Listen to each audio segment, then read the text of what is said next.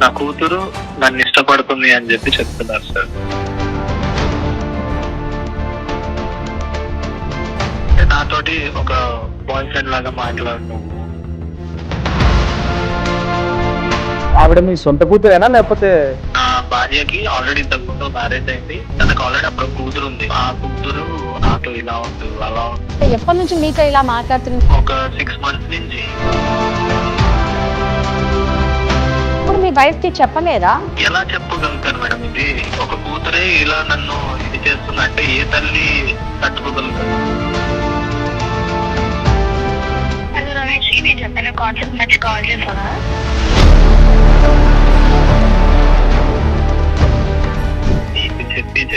చెప్పి నాకు అవ్వట్లేదు. కొంచెం ఈ జనరేషన్ కి తగ్గట్టు ఆలోచించు. నువ్వేమన్నా నా సొంత తండ్రి 40 సంవత్సరాలు ఏళ్ళు పెట్టుకొని 60 సంవత్సరాలు ఏళ్ళు లాగా మాట్లాడుతున్నావు. కొంచెం అప్డేట్ అవ్వచ్చు కదా ఇప్పటికైనా.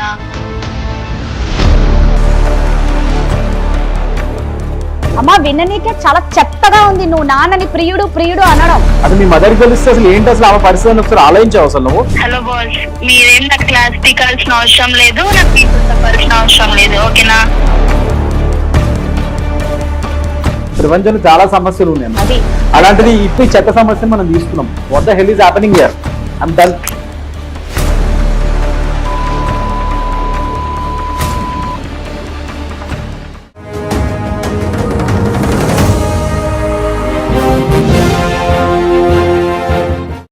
నమస్తే, నిప్పులాంటి నిజం కార్యక్రమానికి స్వాగతం. నిజంగా ఇప్పటి కాలంలో అండి ఎవరికి కూడా బంధాలకు విలువ లేకుండా పోతుంది, ఏ బంధానికి కూడా. ఇక ప్రేమ విషయానికి వస్తే వాయి వరుస లేకుండానే ఎవరిని పడితే ఎలా పడితే అలా ప్రేమించడం, ఎలా పడితే అలా చంపుకోవడాలు అన్నీ అలాగే కనిపిస్తున్నాయి. అయితే ఈ రోజు మన దగ్గరకు వచ్చినది బాధితులు ఎవరు అంటే ఒక తండ్రి. 44 ఏళ్ల వయసున్న తండ్రిని 23 ఏళ్ల కూతురు ప్రేమిస్తుందంట. విననికి చాలా అసహ్యంగా ఉంది కదా, మాకు కూడా అలాగే ఉంది. సో దీని గురించి మనతో మాట్లాడడానికి మన లైఫ్ కోచ్ రామ్మెట్టు గారు ఉన్నారు, అడ్వకేట్ కృష్ణకాంత్ గారు ఉన్నారు. వారితో ఒకసారి మాట్లాడదాం. నమస్తే అండి. నమస్తే. నమస్తే అండి. సో నేను ఇందాక అన్నట్లు 44 ఏళ్ల తండ్రిని 23 ఏళ్ల కూతురు ప్రేమిస్తుందని ఆ తండ్రి మనల్ని కాంటాక్ట్ అయ్యారండి. ఒక్కసారి ఆయనతో మాట్లాడి అసలు ఆయన ప్రాబ్లం ఏంటో తెలుసుకుందాం.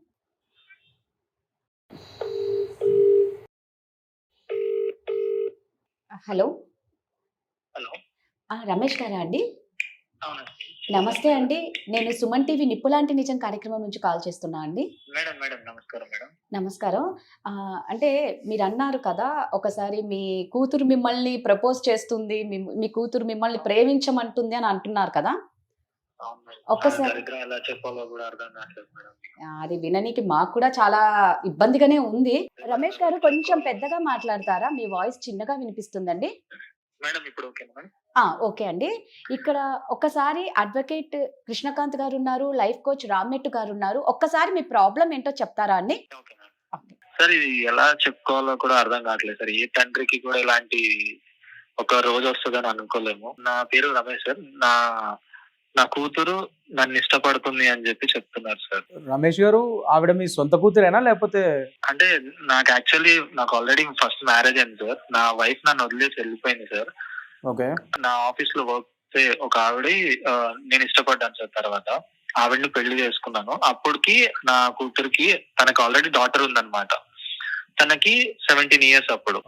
మాకు పెళ్ళి ఆల్మోస్ట్ 4 years అయింది సార్. సో ఇప్పుడు తనకి అప్పటి నుంచి తనని ఏం చేశారంటే హాస్టల్లో పెంచారు. నేను ఒక కూతురు లాగానే తనని చూసుకున్నాను. హాస్టల్లో పెరిగింది, గారాబంగా పెంచారు, అలానే చూసుకున్నాను. కానీ తను ఇలా మాట్లాడుతుంది అని ఏ తండ్రి అనుకోరు సార్.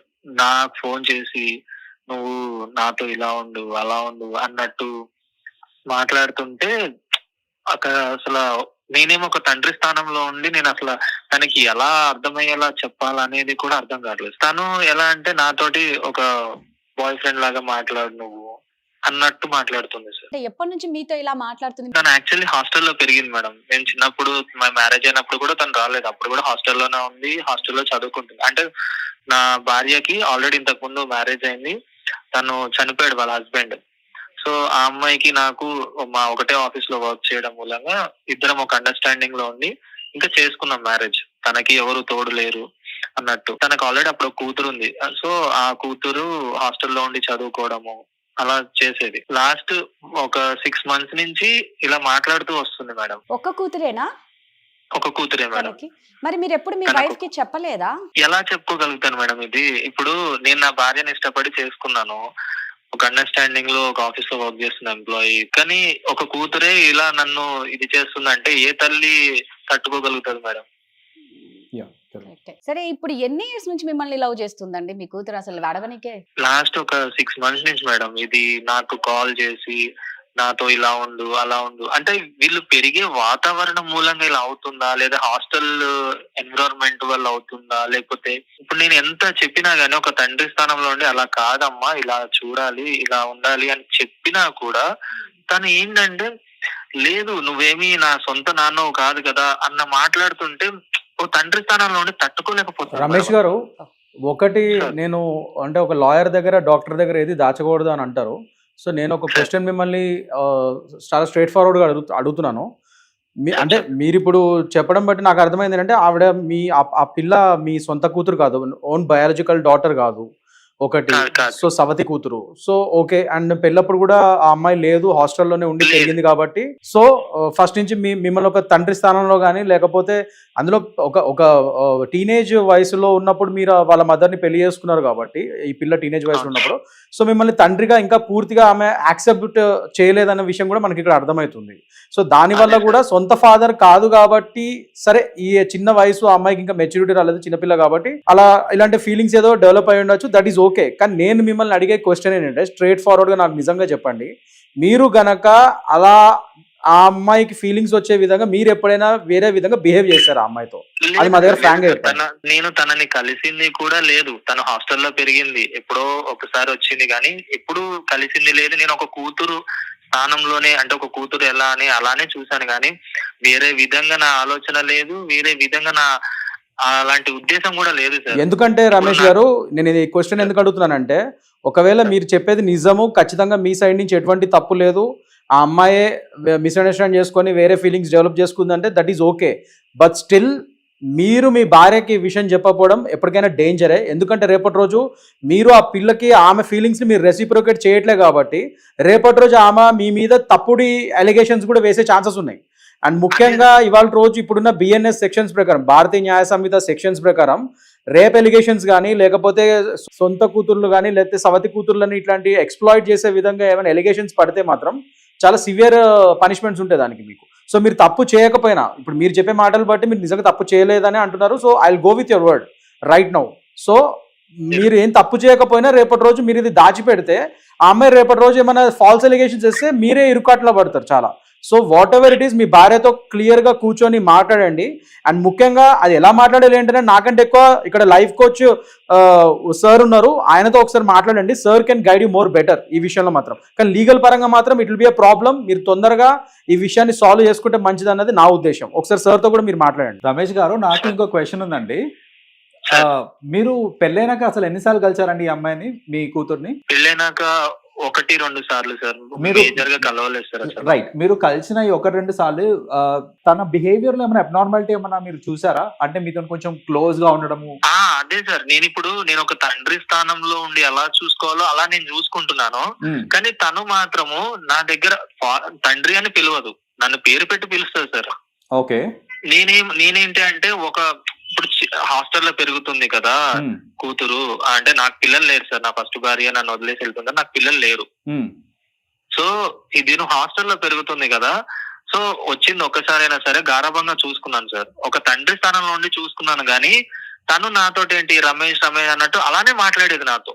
మీకు ఆమె కూతురు అనే ఫీలింగ్ ఉంది కాబట్టి మీరు తండ్రి లాగానే ఆలోచించి దగ్గర తీసుకొని ఉండొచ్చు. కానీ ఇప్పుడు ఆ అమ్మాయి ఫీలింగ్ లేదు చూడండి. లేదు సార్, తను ఎట్లా అంటే అదేంది అలా మాట్లాడతావు, ఇదేంది నువ్వు నాతో ఇలా మాట్లాడు, ఇలా ఎందుకు మాట్లాడట్లేదు, నువ్వు నా సొంత నాన్నవేం కాదు కదా అంటే ఇప్పుడు ఇవన్నీ నా భార్యకు నేను చెప్పుకోలేను కదా సార్. తను బాధపడుతుంది. ఇప్పుడు ఈ ఒక కూతురు అనే వ్యక్తి ఇప్పుడు తనకి కూడా తన కూతురు అంటే చాలా ఇష్టం. అరే నీ కూతురు ఇలా చేసిందంటే ఇప్పుడు తనేమనుకుంటది, నువ్వేదో చేసావన్న ఇదిలో తనే వెళ్తది. కానీ ఒక కూతురుకి మనం నచ్చ చెప్పుకుని తనను మార్చాలని నేను అనుకున్నా. కానీ నేను తనకి ఎంత చెప్పినా గానీ లేదు నువ్వు నాకు తోటి ఇలానే ఉండు, నాతో ఇలా ఉంటే నేను సంతోషంగా ఉంటాను అన్న విధంగా మాట్లాడుతుంటే ఏ తండ్రి కన్నా సరే ఆ ఎలా చెప్పినా వినని పక్షాన్ని ఏం చేస్తాం సార్. ఇప్పుడు నేను చెప్పాల్సినంత వరకు నేను చెప్పగలిగాను సార్, ఇంకా నా వల్ల కాలేదు. అందుకే నేను సుమన్ టీవీ ద్వారానే తనతో చెప్దాము అంటే ఒకసారి ఇక్కడ గైడెన్స్ తీసుకుందాము సార్ మేడం ద్వారా అని చెప్పి నేను కన్సల్ట్ అయ్యాను సార్. ఇది రమేష్ గారు ఖచ్చితంగా హెల్ప్ చేస్తామండి. కానీ ఒక్క విషయము, మీరు ఫస్ట్ ఆఫ్ ఆల్ తను చెప్తే తను బాధపడుతుందేమో మీ వైఫ్ కి అనేసి మీరు ఆగకండి. మన అడ్వకేట్ గారు చెప్పినట్టు ఫస్ట్ మీరు చెప్పండి. ఎందుకంటే తను బాధపడుతుందేమో అని మీరు చెప్పకుండా ఉన్నారంటే రేపు పొద్దున మీరే ఎరుగుతారు ఈ కేసులో. సో ఫస్ట్ అది చెప్పండి, బట్ దీనికి ఖచ్చితంగా మనం సొల్యూషన్ అయితే తీసుకొని వద్దామండి. మరి రమేష్ గారు ఒకసారి మీ అమ్మాయికి కాల్ కలుపుతారా? మేడం ఇప్పుడే కలుపుతాను మేడం. आप जिस व्यक्ति से बात कर रहे हैं उसने आपकी कॉल को होल्ड पर रखा है, कृपया लाइन पर बने रहें। అండ్ మోర్ ఇంపార్టెంట్ ఈయన వాళ్ళ వైఫ్ బాధపడుతుంది ఈయన భయపడి చెప్పట్లేదు. హలో హలో రమేష్ చెప్పు. నాన్నని పిలవడానికి కూడా నీకు ఎందుకు నాన్నని పిలవమన్నాను కదా, నీకు రమేష్ అని పిలుస్తా ఎన్నిసార్లు చెప్పినా. ఇప్పుడేంటి నేను చెప్పిన కాన్సెప్ట్ నచ్చి కాల్ చేసావా? నీకు నేను ఎన్నిసార్లు చెప్పినా ఎంతలా నచ్చ చెప్పినా నీ మైండ్ లో ఈ ఆలోచన మారదు. నీకు చెప్పి చెప్పి చెప్పి చెప్పి నాకు అవ్వట్లేదు. కొంచెం ఈ జనరేషన్ కి తగ్గట్టు ఆలోచించు. నువ్వేమన్నా నా సొంత తండ్రివా?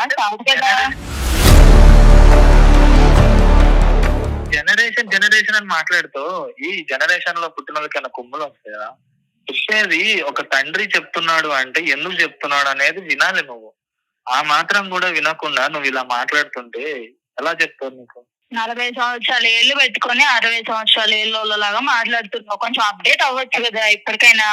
ఇది ఇంత కామన్. ఇప్పుడు కామన్ ఏంటి కామన్ అని మాట్లాడుతున్నావు? అసలు సెన్స్ ఉండాలి. నువ్వు ఏ ఏజ్ లో ఉన్నావు, ఎలా ఉండాలి ఏంటి అనేది ఒక పెద్దవాళ్ళు చెప్తున్నప్పుడు, ఒక తండ్రి చెప్తున్నప్పుడు వినాలి. ఇంకెవరు చెప్తే ఏంటో. అందుకే నేను ఇప్పుడు సుమన్ టీవీలో మేడం అండ్ సార్ ఉన్నారు. నేను చెప్తే నీకు ఎలాగో నీ మైండ్ మారదు. ఏంటి సుమన్ టీవీలో మేడం వాళ్ళు ఉన్నారు, ఒకసారి మాట్లాడతారు. ఓకే అంటే ఓకే అను. నువ్వు వాళ్ళకి ఎందుకు కాల్ చేసావు అసలు? నీకు ఇదే అనేది నీకు వాళ్ళకెందుకు కాల్ చేసావు అంటే నీకు చెప్పి ఎంత 6 నెలల నుంచి నీకు అంటే ఎలా అంటే చంటి పాపలాగా చెప్తుంటే నువ్వు నీ మైండ్ అనేది నీకు ఓకే అంటే ఓకే అని చెప్పు, లేదంటే లేదని చెప్పు. కూతురు జీవితం నాశనం అవ్వద్దనే కదా ఇదంతా చేసేది. ఒక కూతురు జీవితం ఇప్పుడు ఇలా మారుతుంది అంటే ఏ తండ్రి తట్టుకోగలుగుతాడు? హలో స్నేహ అమ్మా, నమస్తే. వినిపిస్తుందా అమ్మా నా గొంతు? వినిపిస్తుంది. స్నేహ ఒకటమ్మా, అంటే ఇక్కడ మీతో మాట్లాడడానికి లైఫ్ కోచ్ అండ్ అడ్వకేట్ ఉన్నారు. ఫస్ట్ వారు చెప్పేది నువ్వు బాగా వినమ్మా. ఇప్పుడు నీకు వినే వయసు లేనట్టుంది, అర్థం చేసుకునే మనసు అంతకన్నా లేనట్టుంది. నువ్వు మాట్లాడిన విధానం నేను విన్నాను. ఒక్కసారి వీరు మాట్లాడతారు, నువ్వు ఒకసారి మాట్లాడమ్మా. అమ్మ స్నేహ, నా పేరు కృష్ణకాంత్ అమ్మ, అడ్వకేట్ ని. నేను ఇప్పుడు మీరు మాట్లాడిందంతా విన్నాను నేను కాన్వర్సేషన్. సో అమ్మా, నేను చెప్తుంది ఏంటంటే మీరు చేసేది చాలా తప్పమ్మా. ఎందుకంటే ఒక తండ్రి స్థానంలో ఉన్న వ్యక్తితో మీరు అట్లా బిహేవ్ చేయకూడదు. అండ్ మోస్ట్ ఇంపార్టెంట్లీ సార్ ఇప్పుడు జనరేషన్ అంతా అదే ఫాలో అవుతుంది కదా, ఎందుకు తప్పు అవుతుంది? జనరేషన్ ఫాలో అవడం ఏంటమ్మా? ఏ జనరేషన్ లో అయినా సరే తప్పే. And most importantly A generation ఇది ఫాలో అవ్వట్లేదు. ఏ జనరేషన్ ఫాలో అవుతుంది? మీ జనరేషన్ లో ఇలాంటివి చేసేటోళ్ళు ఎవరున్నారు చెప్పమ్మా? నాకు అర్థం కావట్లేదు. ఎవరు లేరట. మీడియాలోనే ఉన్నారు కదా సార్, మీరు చూస్తూనే ఉంటారు కదా రోజు ఇలాంటివి జరుగుతున్నవి. మళ్ళీ మీరే నన్నే క్వశ్చన్ చేస్తున్నారు. అమ్మ, నువ్వు ఫస్ట్ ఆఫ్ ఆల్ నీ యాటిట్యూడ్ తగ్గించుకో. నువ్వు చేస్తుంది తప్పు చేస్తున్నప్పుడు పెద్దవాళ్ళు చెప్తున్నప్పుడు ఒకసారి వింటం నేర్చుకో. అండ్ మోస్ట్ ఇంపార్టెంట్లీ అసలు ఎందుకు చెప్తున్నారు ఏంటనేది ఆలోచించు. ఎందుకంటే నీ మంచి కోసమే చెప్తున్నాం. తండ్రి స్థానంలో ఉన్న వ్యక్తి అతను వేరే ఏదో వ్యక్తి కూడా కాదు, బయట వ్యక్తి కూడా కాదు. నువ్వు బయట వ్యక్తిని నీకంటే ఏజ్ లో పెద్దవాడిని ఎవరినో లవ్ చేస్తున్నావు అంటే దట్స్ ఎ డిఫరెంట్ స్టోరీ. నీకు తండ్రి వరుస అయినా డైరెక్ట్ గా తండ్రి అవుతాడు ఆయన. నీకు సబతి తండ్రి అయినా కూడా తండ్రే కదా. సో నువ్వు కొద్దిగా ఆలోచించావు. అమ్మా స్నేహ, ఒక తండ్రిని ప్రియుడిలాగా ఫీల్ అయ్యి ఆయనతో అని మాట్లాడుతున్నావు చూడు, విననికి ఎంత చెత్తగా ఉంది తెలుసా? అసలు నిజంగా చెప్తున్నా, మీ నాన్న ఆయన నాన్నే. నువ్వు ఎంత కాదనుకున్నా మీ నాన్నే అమ్మా, అది గుర్తుపెట్టుకో. కాదు కదండి, కన్న తండ్రే కాదు అన్నది కాదమ్మా. నిన్ను కన్న తల్లే కదా పెళ్లి చేసుకుంది. నిన్ను కన్న ఫస్ట్ ఆఫ్ ఆల్ తండ్రి కాదు కదా. అమ్మ నీ బిహేవియర్ తో మీ మదర్ ఎంత బాధపడతారో ఆ విషయం తెలుస్తుంది అసలు. ఫస్ట్ ఆఫ్ ఆల్ నీకు అసలు మీ మదర్ కి తెలిస్తే అసలు ఏంటి అసలు ఆమె పరిస్థితి అని ఒకసారి ఆలోచించావు అసలు నువ్వు. అసలు మీ కుటుంబం ఎంత చిన్న భిన్నం అవుతుందో నువ్వు ఆలోచిస్తున్నావు అసలు దీని రిపర్కషన్స్ గురించి. అది తప్పమ్మా, మేడం చెప్పేది మేము చెప్పేది మీ మంచి కోసమే కదా. అమ్మా విననీకే చాలా చెత్తగా ఉంది నువ్వు నాన్నని ప్రియుడు ప్రియుడు అనడం. ఫస్ట్ అది ఆపు. కన్న తండ్రి కాకపోయినా వరుసకు తండ్రి అవుతాడు అతను, అదే రైట్? కదా. అండ్ అసలు కాల్ మాట్లాడడం స్టార్ట్ చేసినప్పుడే చెప్పు రమేష్, అది చెప్పు రమేష్ ఏదేదో యూనో బాయ్ ఫ్రెండ్ పిలిచినట్టు తోకా తొండం లేకుండా అది నా ఇష్టం మాట్లాడుతున్నావు. అండి. హలో హలో, అది నా ఇష్టం. నేను ఎలా కావాలంటే అలా పిలుచుకుంటానండి. మీరేం నాకు మీతో చెప్పాల్సిన అవసరం లేదు. నేను ఏం చేస్తున్నానో నాకు తెలుసు. స్నేహ నేను చెప్పేది ఏంటంటే నువ్వు ఫస్ట్ ఆఫ్ ఆల్ నీ యాటిట్యూడ్ తగ్గించుకో అమ్మా. నేను మంచి కోసం చెప్తున్నాము. మీ ఫాదర్ మమ్మల్ని అప్రోచ్ అయ్యి మమ్మల్ని హెల్ప్ అడుగుతున్నారు కాబట్టి మేము ఇవాళ రోజు నీతో మాట్లాడటం జరుగుతుంది. ఎందుకంటే సుమన్ టీవీలో మేము జనరల్లీ ఒక నిపులాంటి నిజం అని చెప్పి ఒక ప్రోగ్రామ్ చేస్తున్నాం. సో ఆ ప్రోగ్రాంలో ఇట్లాంటి సమస్యలు వాళ్ళు ఉన్నప్పుడు మాకు ఫోన్ చేస్తే మేము వాళ్ళకి సాల్వ్ చేయడానికి లీగల్గా కానీ and whatever might be the ways మేము ట్రై చేస్తాం వాళ్ళకి హెల్ప్ చేయడానికి. సో నువ్వు చేస్తుంది తప్పు. రేపటి రోజు దీని పర్యావసనాలు నీకు అర్థం కావట్లేదు, అది తెలియజేయడానికి. ఎందుకంటే మీ ఫాదర్ భయపడుతున్నారు, బాధపడుతున్నారు. సో ఆయన గురించి మేము బాధపడి సరే పాపం ఒక హెల్ప్ చేద్దామని చెప్పి మేము ఇవాళ రోజు నీతో మాట్లాడడం జరుగుతుంది. సో ఫస్ట్ ఆఫ్ ఆల్ నీ కొద్దిగా యాటిట్యూడ్ ని అండ్ టోన్ ని తగ్గించుకో అమ్మా పెద్దవాళ్ళతో మాట్లాడుతున్నప్పుడు. హలో బాస్, మీరేం నాకు క్లాస్ పీకాల్సిన అవసరం లేదు, నాకు మీతో చెప్పాల్సిన అవసరం లేదు, ఓకేనా? ఫస్ట్ ఆఫ్ ఆల్ నాకు కూడా అర్థం కావట్లేదు. మనం చాలా ప్రపంచంలో చాలా సమస్యలు ఉన్నాయి అది మనకి. అలాంటిది ఈ సరే ఆయన అడిగాడు కదా అని చెప్పి చెత్త సమస్యను మనం తీసుకున్నాం. పైనుంచి ఆమె ఇట్లా మాట్లాడతాం అసలు ఏమైతుంది ఇది ఏంటి? ఇంతకంటే మంచి సమస్యలు దొరకలేదా? ఆ అమ్మాయి ఏమో అసలు ఇంత కూడా కామన్ సెన్స్ లేకుండా పెద్దవాళ్ళని రెస్పెక్ట్ లేకుండా ఇలా మాట్లాడుతుంది. What the hell is happening here? I'm done.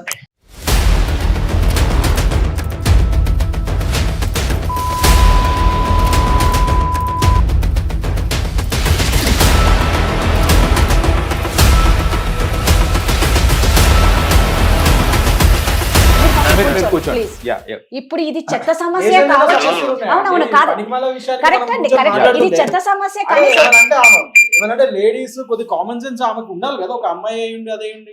Please mic పెట్టుకోండి. కాదు కాదు కాదు కాదు కృష్ణకాంత్ గారు, ఇది కరెక్టే. ఇది ఒక చెత్త సమస్య కానీ దీనికి ఒక సొల్యూషన్ ఇవ్వాల్సిన బాధ్యత మనది. సమాజంలో ఇలా చాలా మంది ఉన్నారండి. ఇప్పుడు ఆ ఫాదర్ ఆ మదర్ ఇబ్బంది పడుతున్నారు. ఇలాంటి అమ్మాయిలు ఎంత మంది ఉన్నారు? కరెక్టే అండి, but the way she speaking అది చాలా తప్పు కదా. అది తప్పు చేస్తున్న ఆమెకి మనం మంచి చెప్తుంటే పెద్దవాళ్ళం ఏంటి, she has to understand that. Minimum common sense లేదు.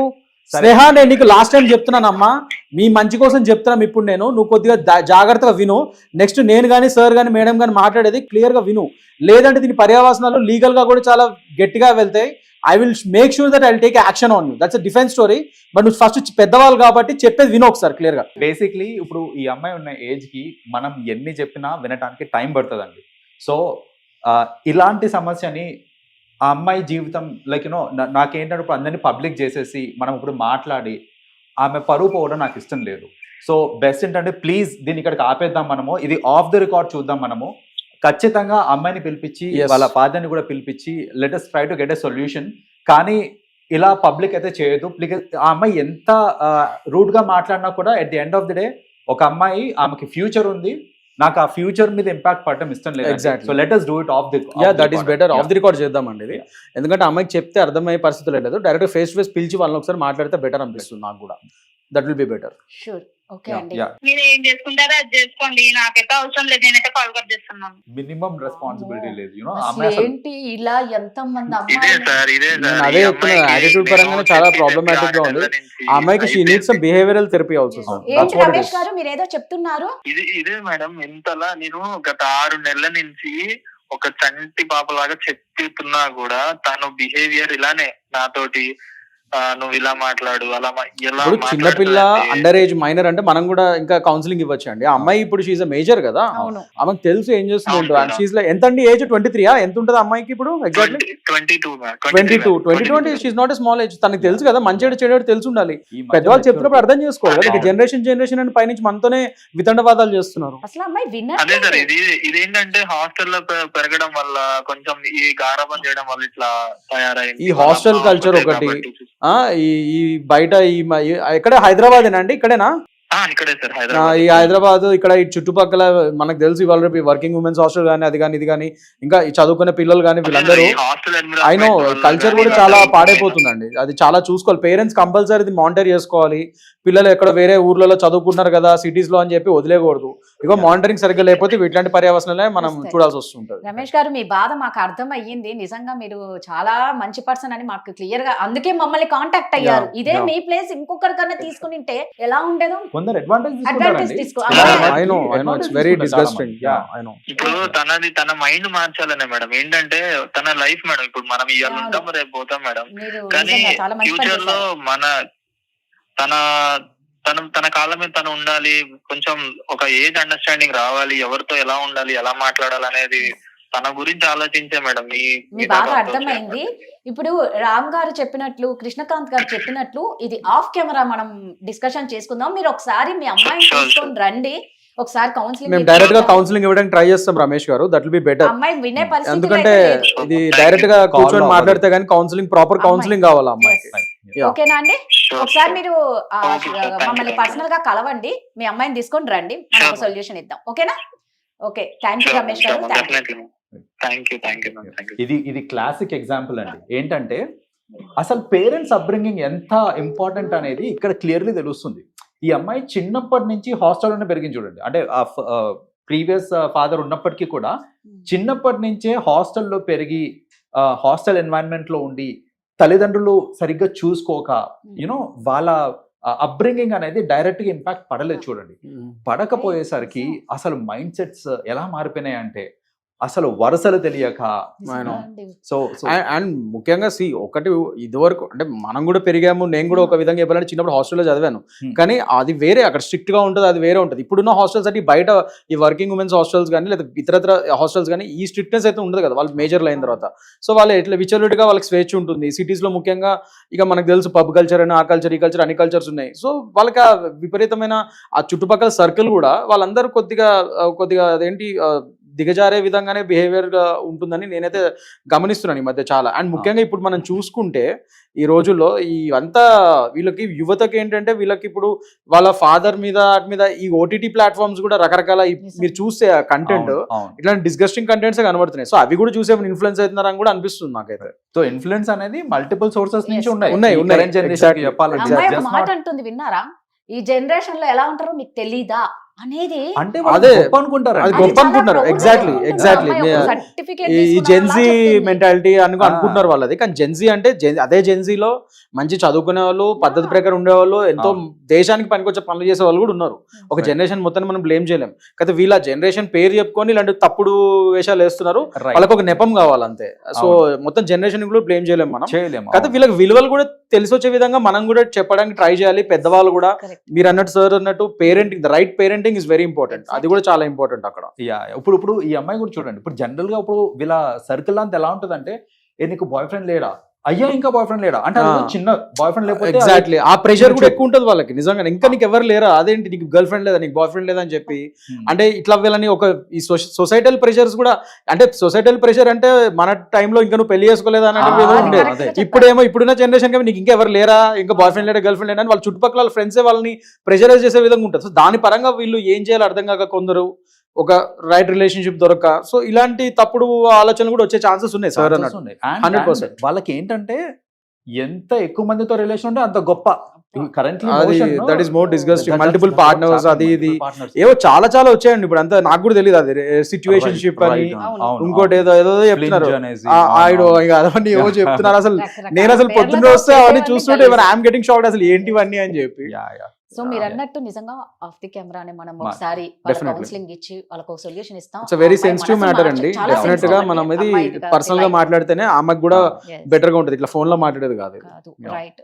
సో ఇదండి. ఇప్పుడు మేము కెమెరా ముందు మేము ఇంకా ఎక్కువ చేయడం బాగోదు అని కరెక్ట్ గా చెప్పారు గెస్ట్స్. సో కాబట్టి నెక్స్ట్ ఎపిసోడ్ లో దీని ఎండింగ్ ఏంటో మేము చెప్తాం. థ్యాంక్ యూ అండి. వెల్కమ్.